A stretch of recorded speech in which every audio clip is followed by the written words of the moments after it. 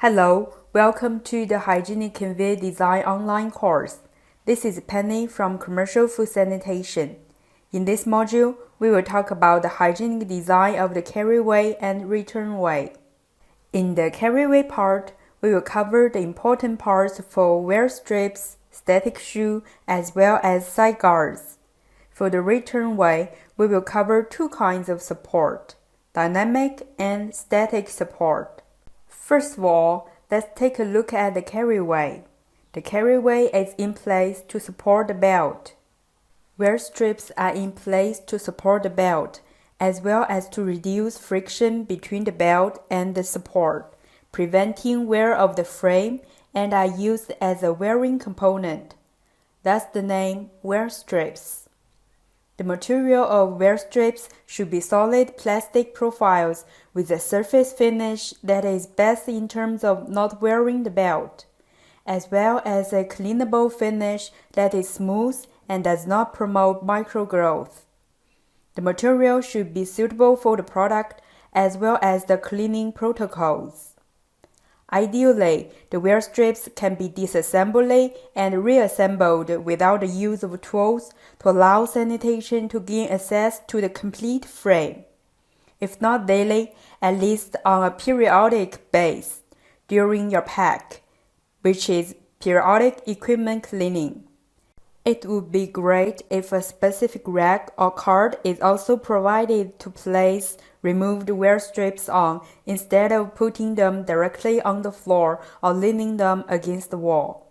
These racks or cards can also be designed to store other disassembled parts. Lap joints or sandwich areas should be avoided, and if there are lap joints or sandwich areas, the disassembly should create the accessibility. As plastics expand and contract due to temperature differences, this thermal expansion and contraction will need to be considered in the design and be allowed for without compromising the system functionality. From a hygienic perspective, less is more, and the amount of wear strips should be limited. From a technical perspective, however, more support can mean better operation, and more is mostly better. Therefore, we suggest to always consult with Intralux Engineering to make sure the technical and mechanical requirements are considered in the design. Side guards and static shoes might be required for the conveyor depending on the configuration. Static shoes are, for instance, used to prevent the belt from lifted up during operation in curved conveyors or in Z-shape, also called swan neck conveyors. An example of a removable static shoe is shown in the top right picture.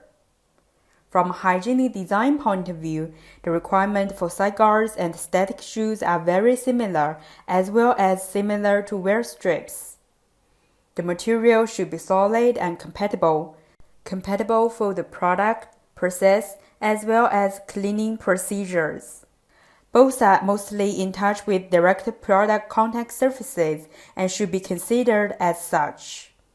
Ideally, disassembly and reassembly should be without the use of tools or designed in such a way that they can be lifted up to allow the conveyor belt to be lifted and allow accessibility to the belt as well as the side guard or shoe for cleaning. There should be no or limited lap joints or sandwich area near the direct foot contact surfaces, and we need to be mindful on how to design the connection between the side guards and static shoes and the frame. If a lap joint or a sandwich area is not avoidable, it is recommended to have a spacer to minimize that sandwich area, and the spacer should be at a minimum of 12 mm to leave enough clearance for cleaning. Other than the carryway, we will also need to look at the design of return way, and a conveyor return way can have various designs with components such as rollers, wheels, or static shoes.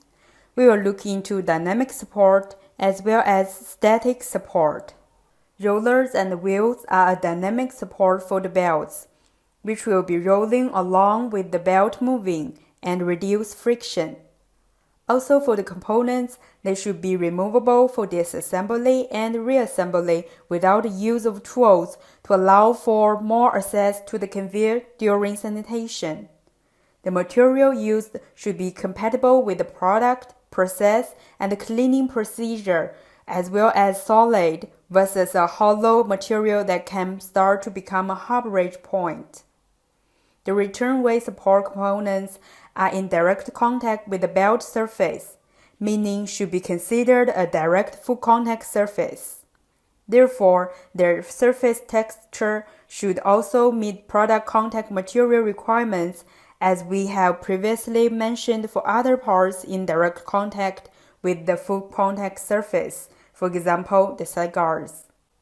For dynamic rollers, press and shrink feeds should not be used for sleeved assembled rollers, as the connection between the sleeve and the core roller will fail over time. Again, the material used should be solid and not hollow. Sandwich areas or any joints should be limited, and when they cannot be avoided, a toolless disassembly is preferred to gain access for cleaning. Remember, where there is a bolt, there is a sandwich, and these should be avoided at all times, and we should be mindful of that when designing. There are also many kinds of static support. Some more hygienically designed examples are shown in the pictures. Similar with the dynamic support, static support should also be easily removable without the use of tools to allow for cleaning, as well as so they can be replaced as needed, since these are static and more susceptible to wear than dynamic supports.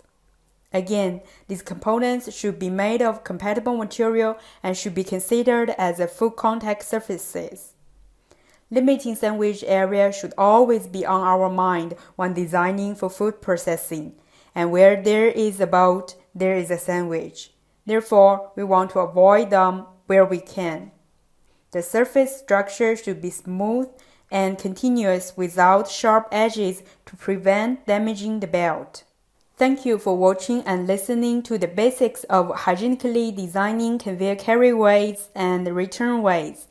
And if you have any questions or would like to get more information, please use these contact details to reach out at your convenience.